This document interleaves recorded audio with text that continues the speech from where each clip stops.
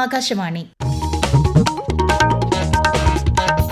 നമസ്കാരം. പ്രാദേശിക വാർത്തകൾ വായിക്കുന്നത് ബിന്ദു വിനോദ്.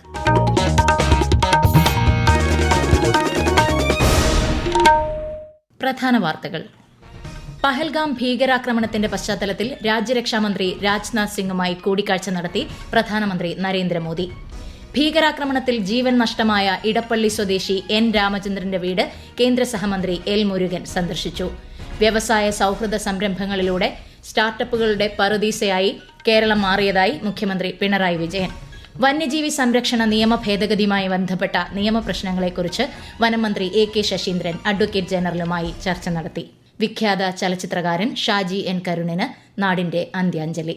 സംസ്കാര ചടങ്ങുകൾ തിരുവനന്തപുരത്ത് ഔദ്യോഗിക ബഹുമതികളോടെ നടന്നു.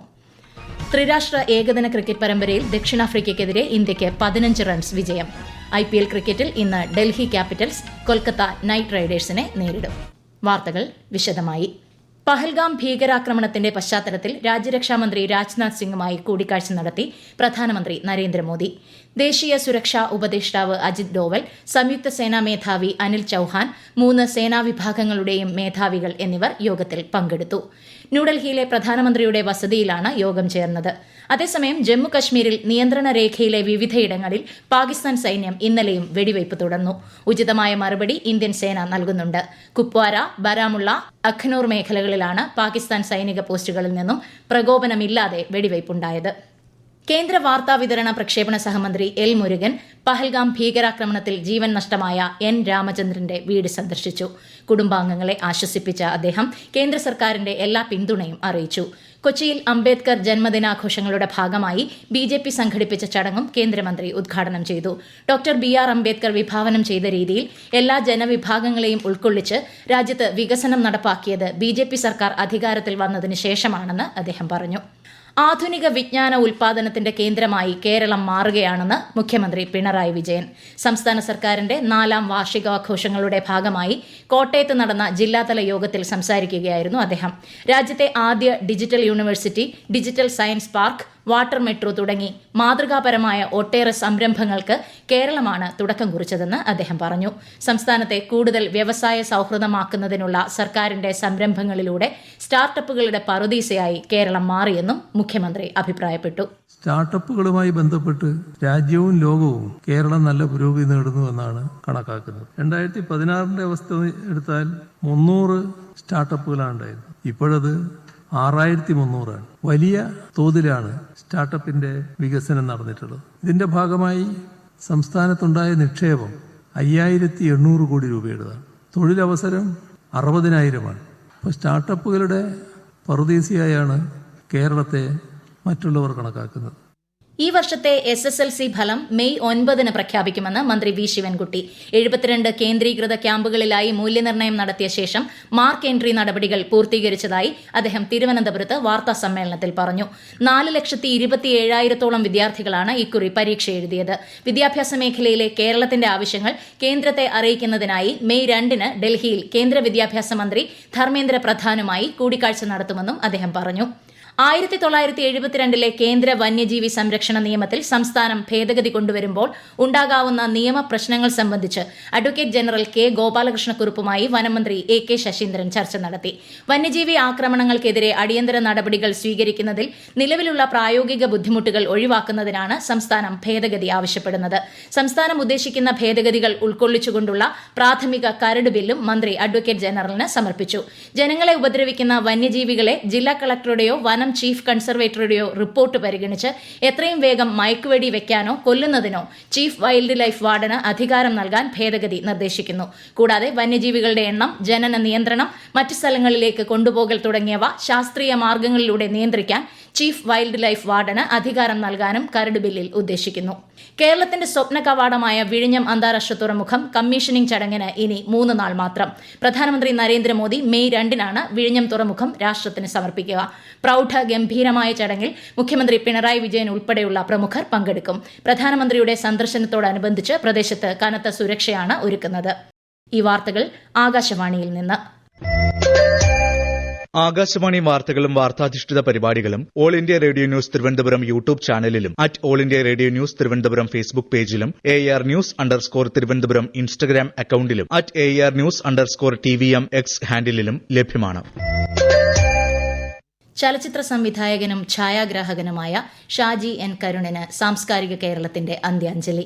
സംസ്കാര ചടങ്ങുകൾ തൈക്കാട് ശാന്തി കവാടത്തിൽ ഔദ്യോഗിക ബഹുമതികളോടെ നടന്നു. വഴുതക്കാട് കലാഭവൻ തിയേറ്ററിൽ പൊതുദർശനത്തിന് വെച്ച ഭൌതികദേഹത്തിൽ മന്ത്രിമാരുൾപ്പെടെ സാമൂഹ്യ സാംസ്കാരിക രാഷ്ട്രീയ മേഖലകളിലെ പ്രമുഖർ അന്ത്യാഞ്ജലി അർപ്പിച്ചു. ക്യാൻസർ രോഗബാധിതനായി ദീർഘകാലമായി ചികിത്സയിലായിരുന്ന അദ്ദേഹം ഇന്നലെയാണ് തിരുവനന്തപുരത്തെ വസതിയിൽ അന്തരിച്ചത്. പുലിപ്പല്ല് കൈവശം വെച്ച കേസിൽ റാപ്പർ വേടനെ 2 ദിവസത്തേക്ക് വനം വകുപ്പിന്റെ കസ്റ്റഡിയിൽ വിട്ടു. പെരുമ്പാവൂർ കോടതിയുടേതാണ് നടപടി. സുഹൃത്തായ ശ്രീലങ്കൻ സ്വദേശിയിൽ നിന്നാണ് പുലിപ്പല്ല് ലഭിച്ചതെന്നാണ് മൊഴി. എറണാകുളത്തെ ഫ്ളാറ്റിലെത്തിച്ചുള്ള തെളിവെടുപ്പും ഇന്ന് നടന്നു.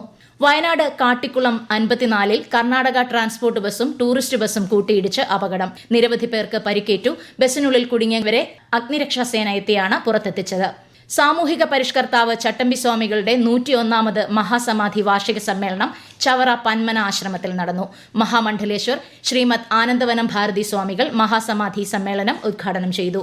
സ്വാമി പ്രജ്ഞാനന്ദ തീർത്ഥപാദർ ചടങ്ങിന് അധ്യക്ഷത വഹിച്ചു. സ്കൂൾ വിദ്യാർത്ഥികൾക്ക് പുതിയ അധ്യയന വർഷം മുതൽ സൂംബ ഡാൻസ് പരിശീലനം നൽകുന്നതിന്റെ ഔദ്യോഗിക ഉദ്ഘാടനം മുഖ്യമന്ത്രി പിണറായി വിജയൻ നാളെ തിരുവനന്തപുരത്ത് നിർവഹിക്കും. 15 സ്കൂളുകളിൽ നിന്നായി 1500ഓളം വിദ്യാർത്ഥികൾ ചന്ദ്രശേഖരൻ നായർ സ്റ്റേഡിയത്തിൽ സൂംബ അവതരിപ്പിക്കും. സംസ്ഥാന സർക്കാരിന്റെ ലഹരി വിരുദ്ധ ക്യാമ്പയിന്റെ ഭാഗമായാണ് പദ്ധതി. ഗോത്രവർഗ യുവതയ്ക്കായുള്ള ഭാഷാ നൈപുണ്യ വികസന പദ്ധതി കമ്മ്യൂണിക്കോറിന് ഇടുക്കി മറയൂരിൽ തുടക്കമായി. ട്രൈബൽ സ്പെഷ്യൽ പ്രോജക്ടുകളിൽ നിന്നും തിരഞ്ഞെടുക്കപ്പെട്ട കുട്ടികളുടെയും യുവജനങ്ങളുടെയും ഭാഷാ നൈപുണ്യം വികസിപ്പിക്കുകയാണ് പദ്ധതിയുടെ ലക്ഷ്യം. കൂടുതൽ വിവരങ്ങളുമായി ആകാശവാണി ഇടുക്കി ജില്ലാ പ്രതിനിധി രതീഷ് കൃഷ്ണ. പ്രൈമറി തലം മുതൽ ഹയർ സെക്കൻഡറി വരെയുള്ള വിദ്യാർത്ഥികളാണ് ഒരു വർഷം നീണ്ടു നിൽക്കുന്ന പരിശീലന പരിപാടിയിൽ പങ്കെടുക്കുന്നത്. ഇംഗ്ലീഷ് ഭാഷ അനായാസമായി കൈകാര്യം ചെയ്യുന്നതിലൂടെ കുട്ടികളുടെ ആശയവിനിമയ ശേഷിയും പ്രൊഫഷണൽ വളർച്ചയും വർദ്ധിപ്പിക്കുകയാണ് പദ്ധതിയുടെ പ്രധാന ലക്ഷ്യം. ഇതിനായി പ്രത്യേക പരിശീലനം നേടിയ റിസോഴ്സ് പേഴ്സൺമാരാണ് കുട്ടികൾക്ക് ക്ലാസുകൾ നൽകുന്നത്. പരിശീലനത്തിനെത്തുന്ന കുട്ടികൾക്കുള്ള എല്ലാ അടിസ്ഥാന സൗകര്യങ്ങളും കുടുംബശ്രീ ഒരുക്കി നൽകും. വിവിധതരം ആക്ടിവിറ്റികളിലൂടെയും ആകർഷകമായ പഠന രീതികളിലൂടെയും കുട്ടികളെ ഇംഗ്ലീഷ് ഭാഷയുമായി കൂടുതൽ അടുപ്പിക്കാനാണ് പരിശീലകർ ശ്രമിക്കുന്നത്. പരിശീലനം പൂർത്തിയാക്കുന്നതോടെ കുട്ടികൾക്ക് ഇംഗ്ലീഷ് ഭാഷയിൽ മികച്ച പ്രാവീണ്യം നേടാൻ സാധിക്കുമെന്നാണ് പ്രതീക്ഷ. UGC നെറ്റ് പരീക്ഷയ്ക്ക് മെയ് 7 വരെ ഓൺലൈനായി അപേക്ഷിക്കാം. UGCnet.nta.ac.in എന്ന വെബ്സൈറ്റ് വഴിയാണ് അപേക്ഷകൾ സമർപ്പിക്കേണ്ടത്. ജൂൺ 21 മുതൽ 30 വരെ നടക്കുന്ന പരീക്ഷയ്ക്ക് കേരളത്തിലെ എല്ലാ ജില്ലകളിലും പരീക്ഷാ കേന്ദ്രങ്ങളുണ്ട്.